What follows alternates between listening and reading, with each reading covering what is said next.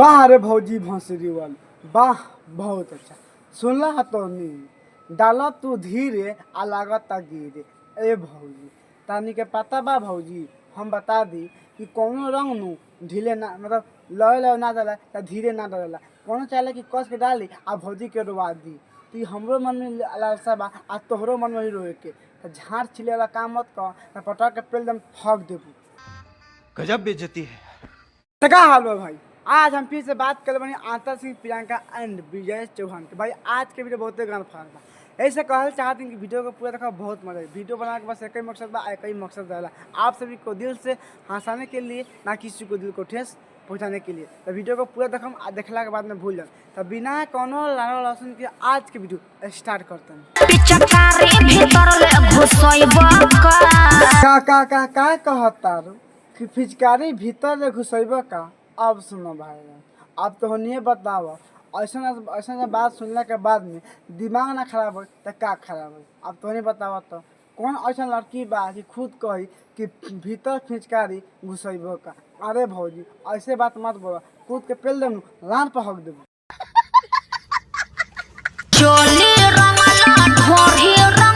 वाह रे भौजी वाह, बहुत अच्छा। चोली रंगला ढोनी रंगला। ए भौजी आ पटा के कौन पेलक ना, हमरा खोल के बताओ कि पटा के कौन पेलक ना। ये भौजी के बात सुनो भाई लोग, कसम से कहती, जब से गाना सुनता है तब से मन करता भौजी कूद के पेल दी कि भौजी लाने भाव दे। कैसन बात कहती है यार कि चोली रंगला ढोनी रंगला। अरे भौजी आगे बोलो तो क्या होता।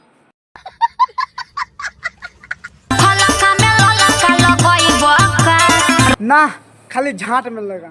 हाँ तो बहन जो हाथ धोल भौजी के ही है। अब खलका में ललका लगैब का। अब तोहनिए बताओ बहन चो ई कौन बात भाई। भौजी ये कहे के मतलब कथी बा कि खलका में ललका लगैब का।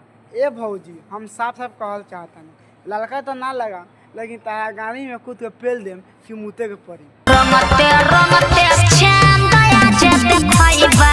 अरे तारा बहनी के गाड़ी में आंतर सिंह प्रियंका के मर्द के लाल पे वाह बहुत अच्छा। सुन तारा कैसे भौजी कहती है कि रंगते रंगते या चांद के पार चांद देखेब का। भौजी के हिसाब से कहे का मतलब भाई, अब भौजी के भतार बात हम पेलता नू तो भौजी कहती है कि पेलते पेलते चांद देखेब का।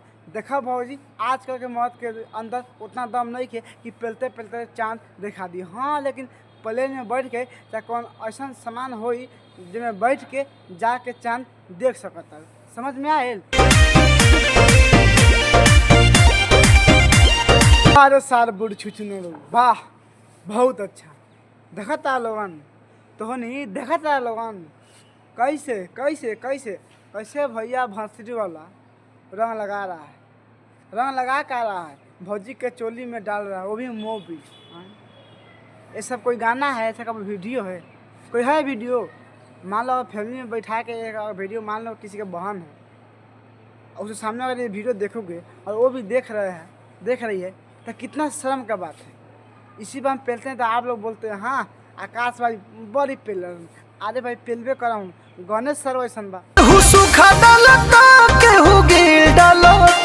अरे तारा बहनी के गाड़ी में झाट के अचार बनाओ वाह बहुत अच्छा।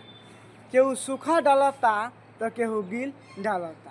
आ तारा भतार का करता खाली झाट रंगता ना। भौजी अपना भतार के बारे में कुछ खोल के बतावा, हमरा के समझावा, तब कहम कि तारा भतार सही करता कि ना करता। ना तो पता के तो हम पेलबे कर ले ई तारा पते बा, एमे कोनो बात कहे के नहीं के। तो आए खोल के बतावा। आ पटा के ना पेल देता। तारा बहनी के गाड़ी में बाके बाबू के लंड पेलो बहुत अच्छा। सुन तारा कि एगो मोर भतार के मोबिल डालता। देखा भौजी हम तारा के साफ साफ कहल चाहता, वो तहार भतार के चाहे हम भतार के चाहे बड़के बाबू के भतार के, खाली रंग डाल जाला मोबिल ना। तहा लागता भता नू बकलोल सारा बा, वैसे मोबिल डालता। चल कोनो बात ना, दे देखे बा ओको मन रह जाए।